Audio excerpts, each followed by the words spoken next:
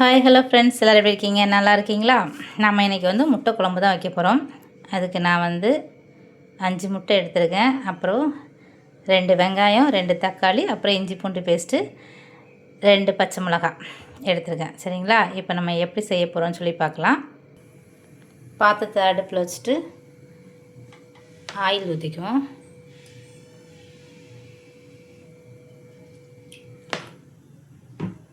Oil சூடானதும் நம்ம பெருஞ்சீரகம் போட்டு தாளிச்சிக்கலாம். பெருஞ்சீரகம் பொரிஞ்சதும் வெங்காயம் போட்டுக்கணும்.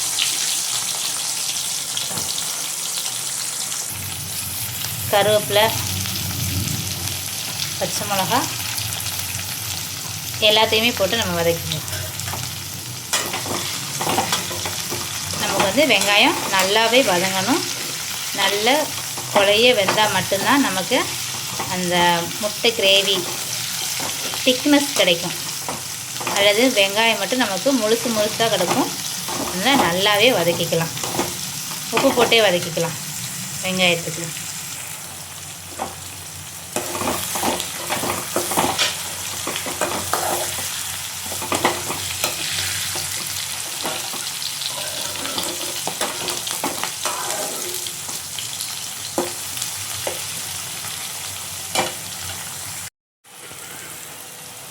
நமக்கு வெங்காயம் நல்லா குக் ஆகிடுச்சு. நீங்கள் பாருங்கள், நல்லா அந்த வெங்காயம் வந்து நல்லா வெந்த உடனே நமக்கு ஆயிலெலாம் வந்து அப்படியே பிரிஞ்சு வருது பாருங்கள். இதே அப்படி வேகலை அப்படின்னா அந்த ஆயில் அப்படியே வெங்காயத்தில் தான் இருக்கும். அப்புறம் முழுசாக இருக்கும். எவ்வளோ எண்ணெய் நம்ம ஊற்றுன எண்ணெயுமே வந்து அப்படியே இருக்கிற மாதிரி இருக்கா. இந்த மாதிரி வந்து நல்லா வதக்கிட்டு இப்போ வந்து நான் என்ன செய்ய போகிறேன்னா இஞ்சி பூண்டு பேஸ்ட்டு போடுறேன். இப்போ இஞ்சி பூண்டு பேஸ்ட் வந்து இப்போ இதில் வந்து ஈஸியாக வந்து இதில் வந்து வேக மாட்டோம்.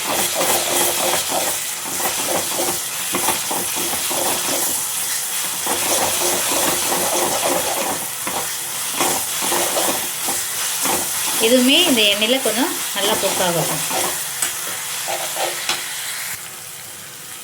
இப்போது அந்த இஞ்சி பூண்டு பேஸ்ட்டுமே நல்லா குக் ஆகி எண்ணெய் எப்படி திரண்டு வருது பாருங்கள். இந்த மாதிரி இஞ்சி பூண்டு பேஸ்ட்டையும் நல்லா வதக்கி விட்டுட்டு இந்த ஸ்டேஜில் நான் என்ன செய்ய போகிறேன் அப்படின்னா மசாலா ஐட்டம்லாம் போட்டுக்கிறேன். என்னென்ன மசாலான்னு சொல்லிக்கிறேன். மிளகாத்தூள் 1/4 ஸ்பூன் எடுத்துருக்கேன். இது வந்து மல்லித்தூள் வந்து 1 ஸ்பூன் எடுத்துருக்கேன். மிளகுத்தூள் கொஞ்சமாக.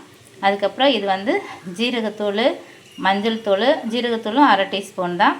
மஞ்சள் தூள் 1/4 டீஸ்பூனு. இது வந்து கரம் மசாலா வந்து ஒரு 3/4 டீஸ்பூன். ஓகேங்களா? இந்த மாதிரி எடுத்துக்கோங்க. இதெல்லாம் நான் ஒரு நேரத்துக்கு செய்கிற மாதிரி தான். இதை அப்படியே வந்து நம்ம வெங்காயத்தோடு போட்டுக்கலாம்.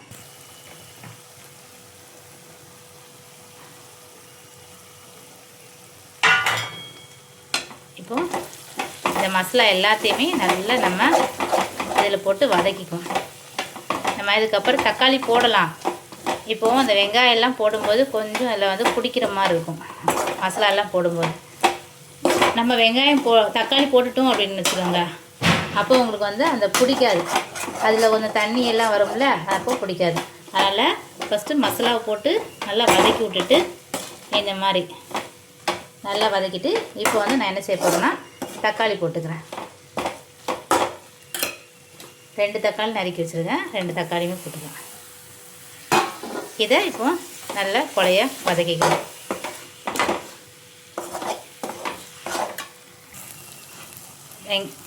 தக்காளியெல்லாம் நல்லா வதங்கிடுச்சு. எப்படி எண்ணெய் வந்து பிரிஞ்சு வருது பார்த்தீங்களா? இந்த மாதிரி வதக்கிக்கோங்க. வதக்கிட்டு நம்ம இப்போ வந்து இதில் வந்து தண்ணி ஆட் பண்ணிக்குவோம்.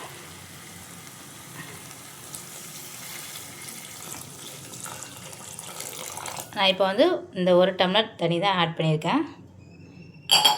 இதை நல்லா வந்து கிளறி விட்டு இன்னொரு 1/2 டம்ளர் தண்ணி ஊற்றிக்கிறேன். ஏன்னா நமக்கு இது குக் ஆகணும். நல்லா கொதிக்கட்டும். கொதிச்சும்போது நல்லா நமக்கு கெட்டியாகும்.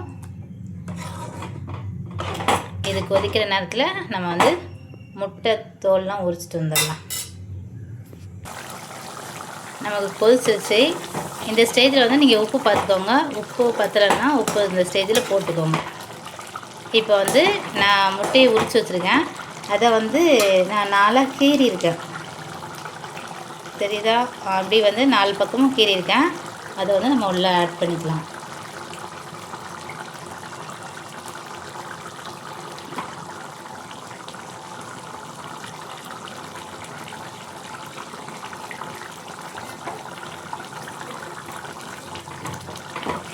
அதோடு சேர்ந்து குழம்பும் கொதிக்கட்டும். கடைசியில் நம்ம மல்லித்தலை போட்டு இறக்கிக்கலாம். கொஞ்சம் நேரம் அதோடு சேர்ந்தே கொதிக்கட்டும்.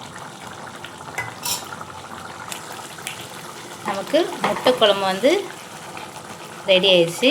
உங்களுக்கு வந்து முட்டை கிரேவி வேணும் அப்படின்னா நீங்கள் நான் 1.5 டம்ளர் தண்ணி ஊற்றினல, நீங்கள் 1 டம்ளர் தண்ணி மட்டும் ஊற்றிக்கோங்க. சரிங்களா?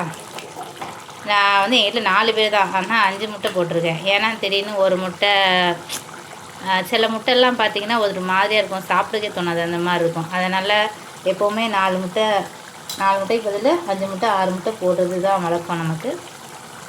இது சின்ன டிப்ஸ் தான், முடிஞ்சால் ட்ரை பண்ணிக்கோங்க. அவ்வளோதான், நம்ம முட்டை குழம்பு ரெடி. கடைசியில் வந்து மல்லித்தலை போட்டு நம்ம ஃபினிஷ் பண்ணிக்கலாம். சாப்பிட்டு பாருங்கள், சூப்பராக இருக்கும் இந்த முட்டை குழம்பு. பிடிச்சிருந்தா லைக் பண்ணுங்கள், கமெண்ட் பண்ணுங்கள், சாப்பிட்டு பார்த்துட்டு எப்படி இருந்துச்சு அப்படின்னு. மறக்காமல் சப்ஸ்கிரைப் பண்ணிக்கோங்க. தேங்க்யூ மக்களே, பாய்.